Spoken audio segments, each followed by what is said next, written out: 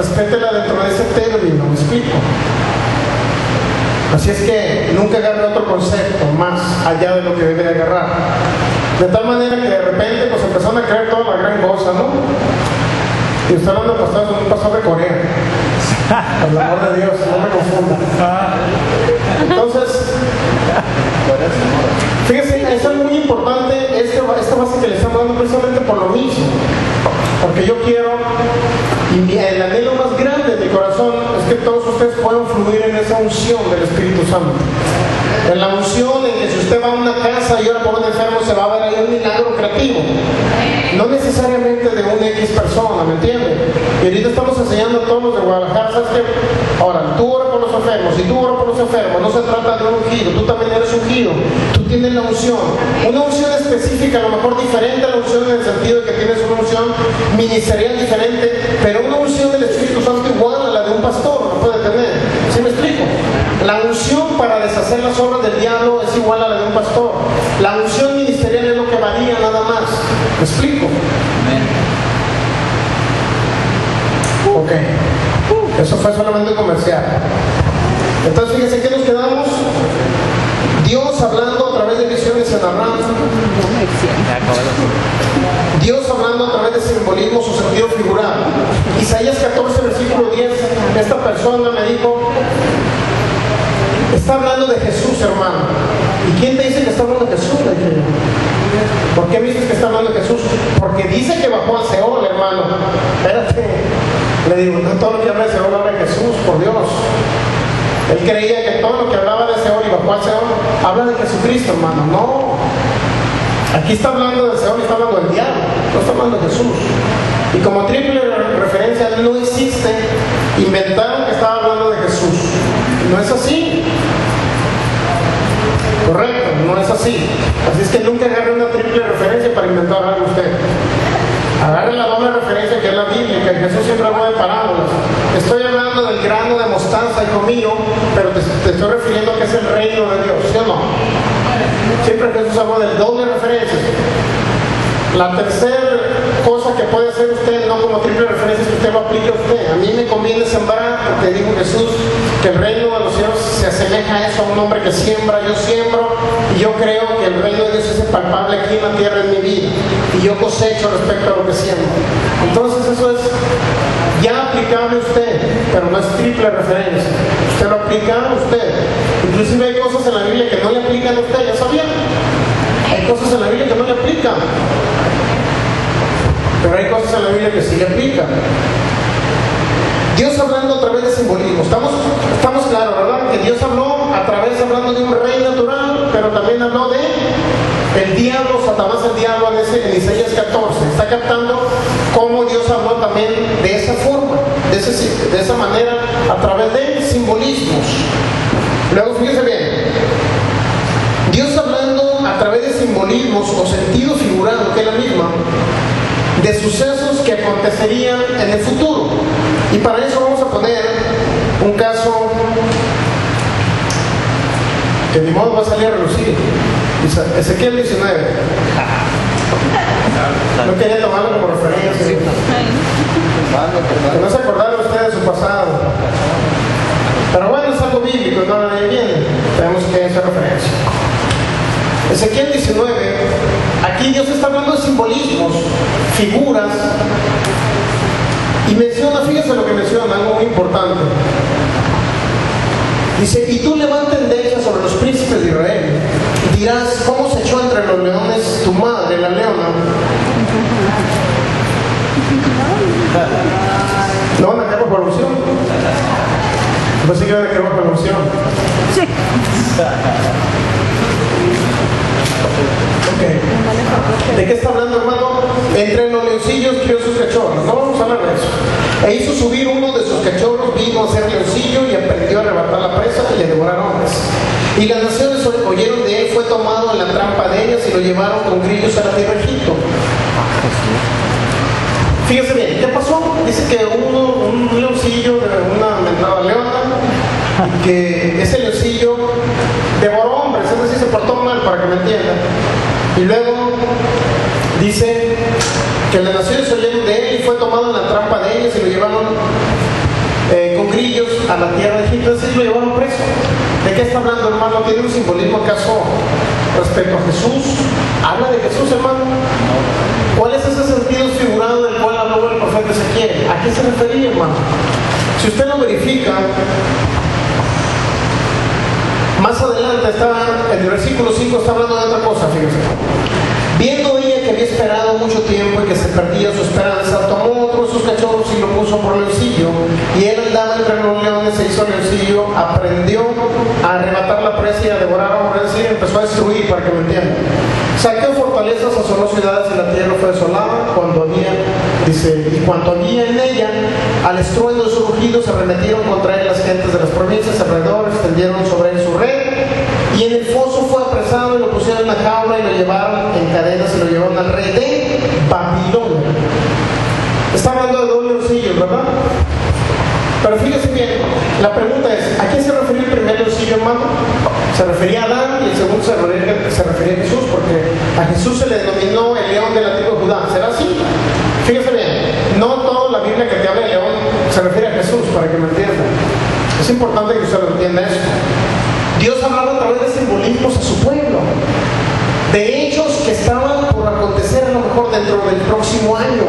No estaba hablando de 2000 años después, para que me entiendan, o 500 años después, no. A lo mejor era un simbolismo con lo cual Dios le estaba advirtiendo al mismo pueblo de algo que iba a suceder para que no sucediera. ¿Sí me entiende? ¿A quién se refiere estos leoncillos, hermano? Si usted verifica, Segunda de Reyes capítulo 23, del 31 al 34, Segunda de Reyes capítulo 23,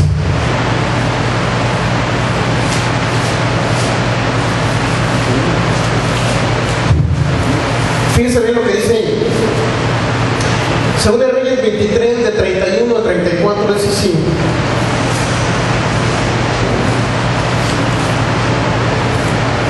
Dice, de 23 años era Joacás. De 23 años era Joacás. ¿De quién está hablando? De un hombre llamado Joacás.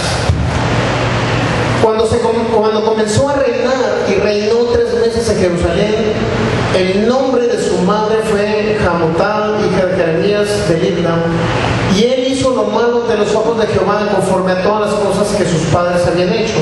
Y lo puso preso Faraón Necao de Ribla en la provincia de Hamá. ¿Quién lo puso preso? ¿A quién se refería el primer leoncillo, Ezequiel 19? A Joacás. ¿Alguna inferencia a Jesús, hermano? Ninguna. No se refería a Jesús, porque este leoncillo dice que devoraba hombres, es decir, destruía, hizo lo malo delante de los ojos de Dios. Una cosa es que Jesús haya cargado el pecado de la humanidad, y otra cosa es que Jesús haya realizado actos de pecado. Jesús nunca realizó un acto de pecado, jamás pecó Jesús. Una cosa es que haya caído el pecado de la humanidad, y otra cosa es que haya realizado actos de pecado Jesús.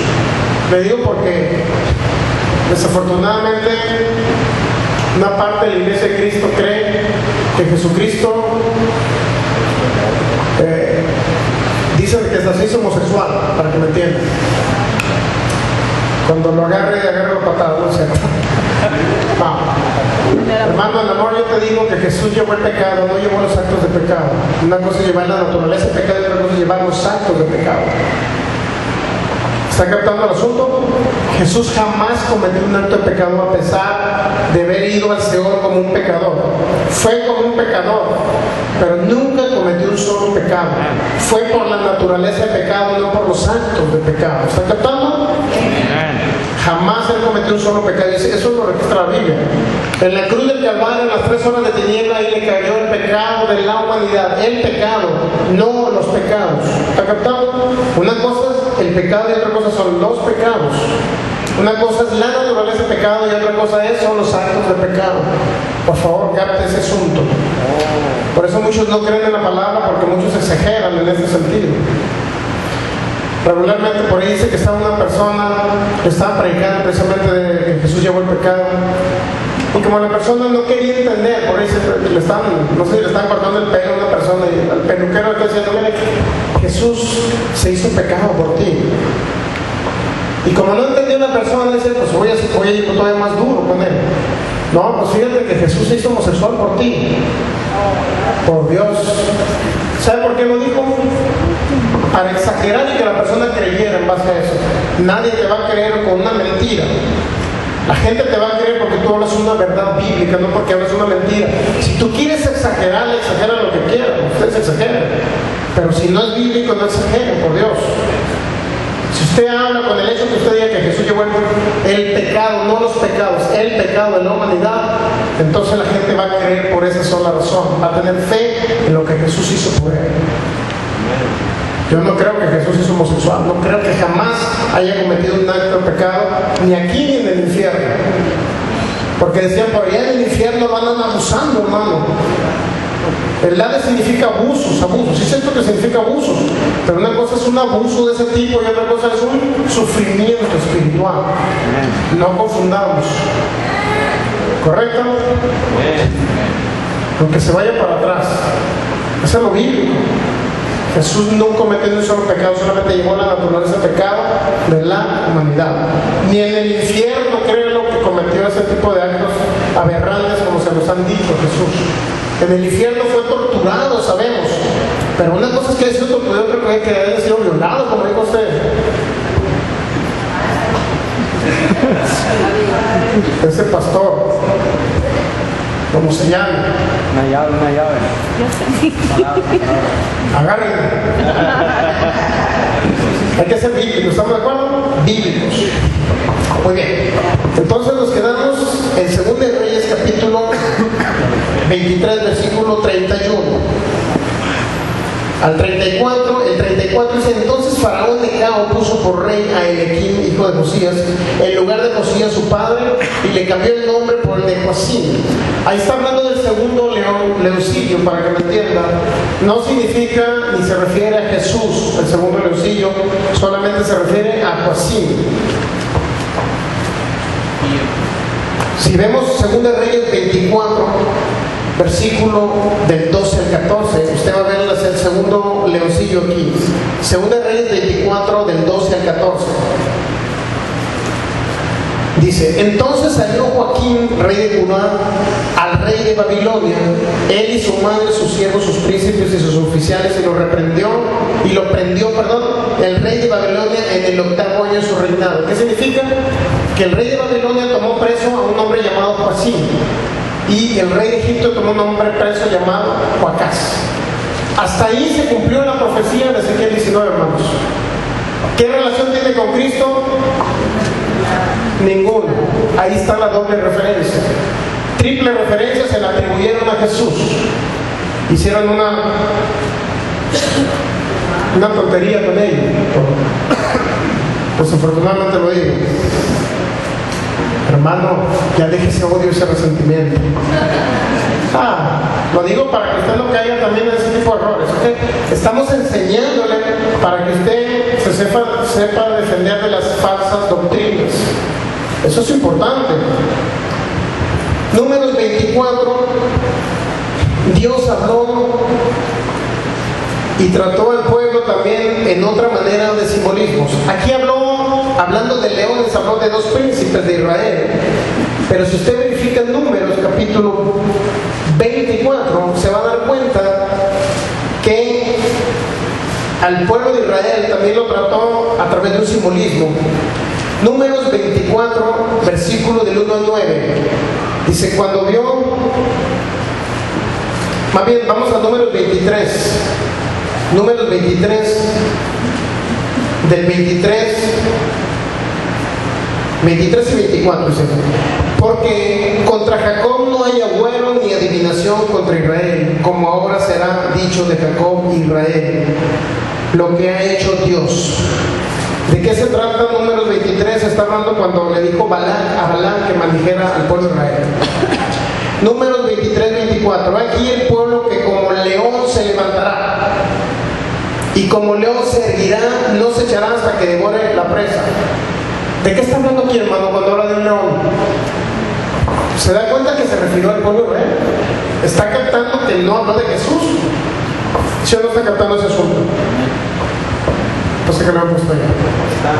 Cuando dijo He aquí el pueblo que como león se levantará y como león seguirá, no se echará hasta que coma la presa y beba la sangre de los muertos. ¿De qué está hablando? Del pueblo de Israel, para que lo entiendan. Cuando estaba peleando, no sé si era con Amalek, no recuerdo, creo que sí. Y este rey Balaam le dijo a Balaam, maldícelo. Y esa era la historia, hablando de un pueblo. Y sin embargo Dios lo relacionó o le hizo un sentido figurado o un simbolismo para referirse a quién, a Israel. Números 24 del 1 al 9. Cuando vio Balaam que parecía bien a Jehová que bendijese a Israel, no fue como la primera y la segunda vez en busca de vuelos, sino que puso su rostro hacia el desierto, alzando sus ojos, vio a Israel alojado por sus tribus, y el Espíritu de Dios vino sobre él. Entonces tomó su parábola y dijo Balaam, hijo de Beor, y dijo el varón de los ojos abiertos, dijo él que oyó los dichos de Dios, el que vio la visión del Omnipotente, caído, pero abierto los ojos, cuán hermosos son tus tiendas, oh Jacob. ¿De qué está hablando? De Jacob, de Israel. ¿Se da cuenta que estamos en un pueblo? Tus habitaciones, oh Israel, yo dije que más están. Tus habitaciones, oh Israel, dice el versículo 6, como arroyos están extendidas, como huertos junto al río, como aloes plantados por Jehová, como cedros junto a las aguas. De sus manos destilarán aguas, y su descendencia será de muchas aguas. Enaltecerá su rey, más que haga, y su reino será engrandecido. Si se fijan, toda la historia está hablando de qué? De un pueblo, ¿sí o no? Pues yo soy el único raro que creo que está hablando de un pueblo. ¿Eh? ¿Sí o no está hablando de un pueblo? Usted confírmelo con un amén. Entonces, cuando vamos a llegar al versículo 9, se encorvará para echarse como león. ¿De qué está hablando? ¿De Jesús o de un pueblo llamado Israel? Y como leona, ¿quién lo despertará? ¿De qué está hablando cuando habla de leona? ¿De un pueblo o de Jesús? ¿O de María, la Virgen María? ¿De qué está hablando? De una nación. ¿Está captando? Dios simbolizó una nación como una leona y un pueblo como un león. En pocas palabras, regresando, nos damos cuenta que Dios habló a través de simbolismos, de sucesos que tendrían que acontecer en esa misma época, para que me entienda. O sea, no eran sucesos referentes al Mesías, sino eran sucesos. Dios habló de un león, Dios habló de simbolismos, pero para reflejar algo que iba a suceder todavía en esa época, no en 2000 años después, cuando Jesús fuera a venir. ¿Está captando? Es importante que usted entienda eso también, que los simbolismos no todos reflejan a Jesús. No todos los simbolismos hablan de Jesús. Dios hablando a través de simbolismos, de cosas que iban a acontecer. Cuando dice en Isaías 53, versículo 2, subirán cual renuevo, es un simbolismo acerca de Jesús, pero de eso sí lo sabemos. Subirán cual renuevo delante de él. Isaías 53, versículo 2 habla de él. Eso sí habla de Jesús. Pero este hecho no habla de Jesús. Otra manera muy importante, profecías acerca de la venida del Mesías. Isaías capítulo 9, versículo 6, no vamos a ir para allá, porque ya se lo sabe de memoria. Profecías acerca del Mesías. El único detalle es saber si todas las profecías hablaban del Mesías. ¿Usted cree que de la primer pasta hasta la última pasta hablan de Jesús? ¿Usted es de los que cree eso? Yo no creo eso. La Biblia te habla de muchas cosas, no todo habla de Jesús. ¿Está captando? Aunque la esencia principal es Jesús. El simbolismo principal en el Viejo Testamento refleja a Jesús, pero no todos los simbolismos hablan de Jesús. No todos los simbolismos hablan de Jesús. Lucas capítulo 24, profecías acerca de la venida del Mesías. Lucas capítulo 24, versículo del 44.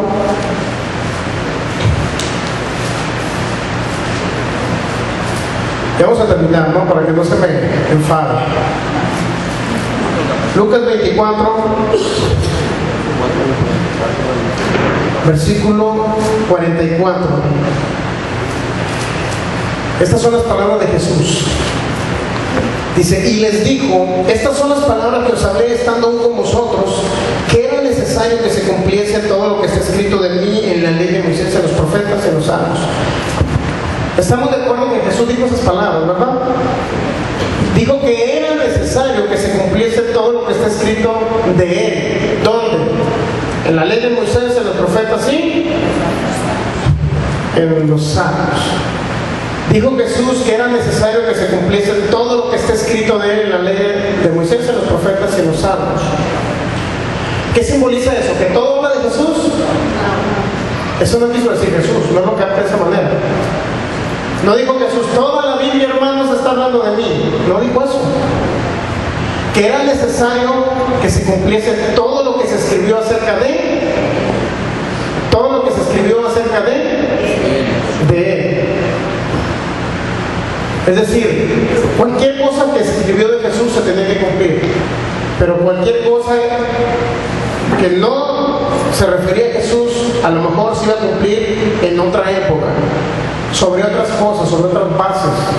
Como le expliqué ahorita el caso de Ezequiel 19. Yo le dije que hablaba de un leoncillo, se cumplió cuando tomaron preso a Joacás, se lo llevaron a Egipto. El segundo leoncillo se cumplió cuando, de Ezequiel 19, cuando se llevaron preso al rey Joaquín a Babilonia. Cerrada la historia y se cumplió la profecía a través de un simbolismo. La profecía respecto a Jesús y los simbolismos que venían ahí de parte de Jesús se cumplieron también en Jesús. Pero no todo lo que estaba escrito ya hablaba de Jesús, para que me entiendan. Isaías 14, versículo 10, como se lo leí ahorita, dice: descenderá tu soberbia al Seol. ¿De qué creen que estaba hablando? ¿De Jesús o del diablo? Del diablo. No hablaba de Jesús. ¿Explico? Ok, fíjense bien. Nuevamente, y les dijo: estas son las palabras que os hablé estando con vosotros, que era necesario que se cumpliese todo lo que está escrito de mí en la ley de Moisés, en los profetas, en los salmos. Estamos de acuerdo, ¿verdad? Todo lo que venía acerca de Él. Pero Jesús nunca dijo que se tenía que cumplir en Él toda la Biblia que hablaba de Él. Jamás lo dijo. Pero sí lo interpretaron algunos. ¿Vamos bien hasta ahí? Porque algunos creían que desde la pasta, la primera pasta hasta la última pasta hablaba de Jesús. Qué raros están.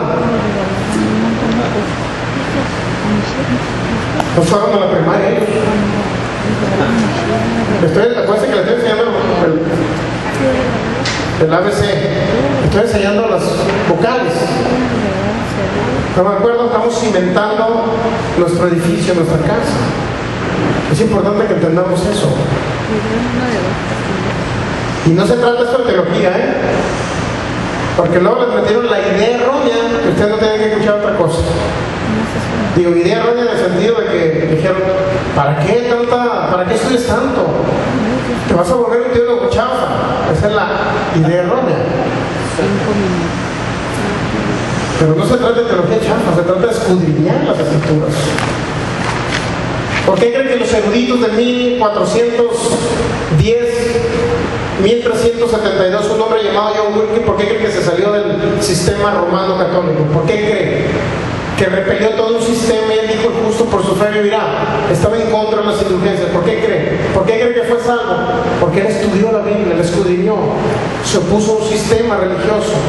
El sistema religioso se decía, como la Biblia estaba en latín y en griego, totalmente prohibida la Biblia que la leyeran en latín. Es más, se prohibía al pueblo que estudiara latín. Decía: por ahí anda un cierto idioma griego que andan estudiando el pueblo. Es una herejía eso de estudiar griego, decía. Pues así no quería que el pueblo saliera a la luz de la verdad, de la palabra de Dios. Y dicen que era una herejía que estudiara el pueblo de Dios inglés, suizo, por allá checoslovaco, que era una herejía que estudiaran el griego y el latín, porque sabían que iban a estudiar la Biblia y se iban a detectar errores a ese sistema religioso. Entonces, acá por muchos años se nos metieron: ¿para qué estudiar esto de teología? ¿Para qué teólogos chafas? ¿Para qué? Créanme nada más a mí. Ya están los corderitos.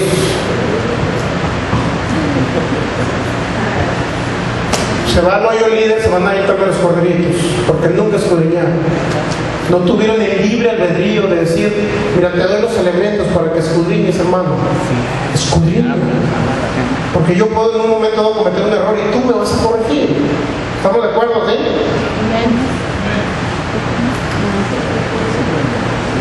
Cuando le duele. Cuando nos duele, sí nos duele. Nos duele en el sentido de que muchas personas, por ejemplo, los que siguen al testigo de Jehová, pues están yendo al Seol del Hades. ¿Por qué? Porque solamente escuchan lo que dicen ellos y nunca se han puesto a estudiar la Biblia ellos por su cuenta. Los que siguen el mormonismo, pues también se van al infierno, ¿verdad? Es una gran tristeza ver ese tipo de situaciones. Es una gran tristeza verlos ellos cómo se están destruyendo a través de una religión, destruyendo a la humanidad, desviándolos del camino que se llama Jesucristo. Y la gente se desvía solamente porque tiene una imagen de alguien que creen que estudia la palabra de Dios. Pero no es así. Como le digo, nunca ponga usted su imagen en un ser humano. Nuestra imagen debe estar en Jesucristo. Jamás lo haga. Porque si ese ser humano se va al hoyo, usted se va con él. Se va con él. Esa es la realidad de las cosas. Muy bien. Sonríe, hermano. Se queda muy triste. Ya vamos a terminar. Terminamos. Le quedó claro las profecías acerca del Mesías, ¿verdad? No todo habla de Jesús en la Biblia. No todo habla de Jesús. No todo. Hay diferentes tipos de profecías que se cumplieron allá en el Viejo Testamento. Hay hechos históricos, por ejemplo en el caso de Josué, el sol se paró, pues es un hecho histórico nada más, donde registró un acontecimiento. Hechos donde el que escribió el acontecimiento estaba presente en el lugar nada más. Eso viene constatado también, o viene contenido en la Biblia, que la Biblia contiene la palabra de Dios. ¿Está captando ahora la diferencia entre Biblia y palabra de Dios? Hay hechos donde el que escribió lo hizo a través de tradiciones orales, pero también en la Biblia se registran hombres que hablaron por su propia cuenta, no inspirados por Dios, de su sufrimiento, como el caso de Job. Hay hechos de hombres que participaron o cayeron en pecado, como el caso de Acab, cuando hizo su mujer ayuda idónea, llamada Jezabel. Puso a los ancianos de Israel a ayunar para ver si mataban a un pobre hombre por una viña. Por Dios. ¿Fue inspirado por Dios ese hermano? Pues no. ¿Cómo Dios va a inspirar que esa mujer haya puesto el sello del rey? A ver, ancianos, ayunen y pongan testigos falsos para que este hombre llamado Nabot quitarle la viña y poder apedrearlo y matarlo. ¿Fue inspirado por Dios? No. Es un suceso nada más. Obviamente que también ahí después Dios confronta acá. Más adelante sí habla Dios, pero en la primera parte de la historia no habló Dios. Era solamente un suceso que no fue inspirado por Dios. Precisamente esa mujer no estaba siendo inspirada por Dios. ¿Usted cree que Jezabel estaba inspirada por Dios cuando iba a ver, busquen testigos falsos para apedrear a ese hombre y matarlo? ¿Usted cree que estaba inspirada por Dios esa mujer? No estaba inspirada por Dios. Por la ley de Moisés ya se la sabe esa, ¿verdad? Eso también viene en la Biblia. En el Nuevo Testamento se compone por las palabras de nuestro Señor Jesucristo como mensaje para el tiempo presente a fariseos, apóstoles y los que le seguían. El Nuevo Testamento también se compone por las palabras de nuestro Señor Jesucristo interpretando correctamente la ley mosaica. También en el Nuevo Testamento se incluyen las palabras de nuestro Señor Jesucristo como un mensaje profético futurístico, hablando en Mateo 24, hablando de la destrucción del templo de Jerusalén, hablando de la segunda venida del Mesías, del mismo. Entonces también eso se registra en el Nuevo Testamento. Pero también se registran las palabras habladas por el diablo en Lucas capítulo 4. También se registran las cosas que habló el apóstol Pablo en las cartas paulinas, la revelación que le dio Jesucristo a Pablo en las cartas paulinas, las palabras de Pablo citando textos del Viejo Testamento. Si usted verifica Gálatas capítulo 4, vamos a Gálatas, ya me lo terminamos, no sé cómo vayamos de tiempo. 1:30 ya. ¿Qué? 1:30. Ay, Dios mío. ¿Por qué no me pararon antes? Gálatas capítulo 4, vamos a terminar. Ah, ahí está un letrero.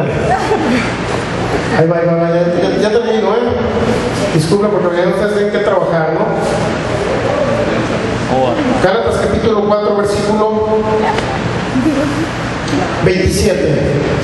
Porque está escrito: regocíjate, Australia, y tú que no das a luz, prorrumpe en júbilo y clama a los que no tienen dolores de parto. En ese texto bíblico, el apóstol Pablo estaba hablando de Isaías 54. O sea, el apóstol Pablo también habló palabras haciendo referencia que estaban escritas en el Viejo Testamento. También hay recomendaciones personales de Pablo en 1 Corintios capítulo 7 respecto al matrimonio. Dice, digo yo, no el Señor, si han captado eso, ¿verdad? ¿Lo han leído? Entonces, en conclusión, hermanos, para no hacérselas muy largas, hay contradicciones bíblicas que aparecen en internet, no porque la palabra de Dios se contradiga, sino porque debemos escudriñar para entender por qué existen esas inconsistencias. Yo no creo que la palabra de Dios, que Dios dio a los profetas, se contradiga, no lo creo. Y nunca lo creeré jamás. Pero sí creo que Moisés habló algunos mensajes de su propia cosecha, eso sí lo creo, que no fueron dadas por Dios. Entonces usted se va a encontrar ese tipo de situaciones. Y ya concluyo solamente con este texto bíblico. Isaías 55, versículo 10. Terminamos con ello. No me pasa si sí. Isaías 55. Es que es normal que duremos 1:30 más media hora de finanzas, son 2 horas de pura palabra. Pero a veces es un poco largo, ¿verdad? Regularmente es 1:20 minutos, 1:15, es lo normal. Ya no es explicaciones, para que no se asusten. Isaías 55, versículo 10. Porque como desciende de los cielos la lluvia y la nieve, y no vuelve allá, sino que riega la tierra y la hace germinar y producir, y da semilla al que siembre y pan al que come. Fíjense todo lo que significa esto. Como desciende de los cielos la lluvia y no vuelve allá, significa que se queda aquí en la tierra. Segundo, sino que riega la tierra y la hace germinar y producir. Fíjense, produce la tierra. Y también da semilla el que siembra y pan al que come. Es decir, nos alimenta. Así compara Dios en el versículo 11, Isaías 55, 11. Así será mi palabra que sale de mi boca, dice Dios. No volverá a mi vacío, sino que hará para lo que yo quiero y será próspera en aquello para que la envíe. Es decir, la palabra que Dios habló a través de los profetas siempre nos va a funcionar. Siempre va a traer resultados en beneficio de nosotros. Las bendiciones de Dios se van a manifestar. Y Dios va a traer sanidad a sus cuerpos, larga vida en la tierra. Van a reinar de una manera abundante, como dijo Jesús. La palabra que ha salido de la boca de Dios no regresa vacía. Siempre hará su efecto en todos los creyentes, en los seres humanos que hemos creído en Jesucristo. Pero debiendo entender que sobre la base de esta debemos nosotros estudiar la Biblia, la palabra de Dios, con la finalidad de entender estos conceptos importantes, para que nadie le engañe a usted, para que nadie como se dice por ahí, lo prive de su premio, para que nadie lo prive de su premio, para que usted reciba la bendición de Dios, para que usted le vaya bien en todo lo que haga y todo lo que toque en sus manos prospere. ¿Me explico? Para eso es la palabra que Dios ha dado, para eso es la palabra que Dios ha revelado a través de la Biblia, que entendamos este principio bíblico para que siempre nos vaya bien en el nombre de Jesús, ¿verdad? Muy bien, vamos a pídale gracias a Dios. Te damos gracias, Señor, por la fidelidad de tu palabra. Creemos firmemente, Señor, que tu palabra, la que tú dijiste, Señor, contenida en este grupo de libros, es una palabra fiel que nunca falla. Yo te doy gracias, Señor, por tu fidelidad y por tu amor, y creemos firmemente, mi Dios, que tu palabra no va a regresar vacía, sino hará para lo cual fue enviada, Señor. En el nombre de Jesús declaramos que riega la tierra. En el nombre de Jesús declaramos que da fruto abundante. En el nombre de Jesús declaro que nuestras vidas a partir de este día, en el nombre de Jesús, no será igual, sino que creceremos a otro nivel, Señor, de fe, a otro nivel de conocimiento.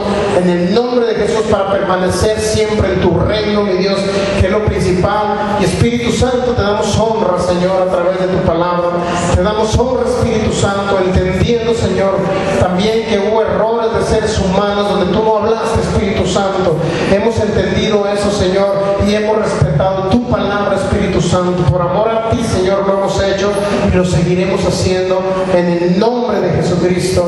En el nombre de Jesús. Dele gracias a usted, a Dios, dele gracias al Espíritu Santo por su palabra y créale a su palabra, porque su palabra es fiel. La palabra que ha salido de su boca riega la tierra y trae fruto. En el nombre de Jesús. Gracias, maravilloso Espíritu Santo.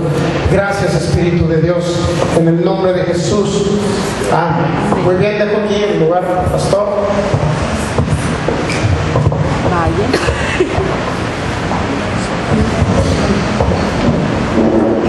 Gracias por su palabra, amén. Que su palabra trae verdad. Damos un fuerte aplauso, pastor. Gracias por este momento tan bello. Siempre será un privilegio tenerlo aquí con nosotros. Hermanos, pues tenemos nuestro servicio el próximo domingo a las 10 de la mañana. Jóvenes, ¿tiene servicio el sábado? A las 6 de la tarde. ¿Aquí en La Roca? Simón. Sí. Simón, dice hermano Manuel. Qué cholo. ¿Algún otro anuncio? ¿Todo bien? Bueno, hermano, pues Dios te bendice. Te esperamos el día domingo a las 10 de la mañana, jóvenes. Sábado 6 de la tarde. ¿6 o 5? 6 de la tarde. Hermanos, muchísimas gracias. Dios te bendice. Síguete gozando. Aleluya. Ya no vamos a cantar porque ando un poquito bendecido.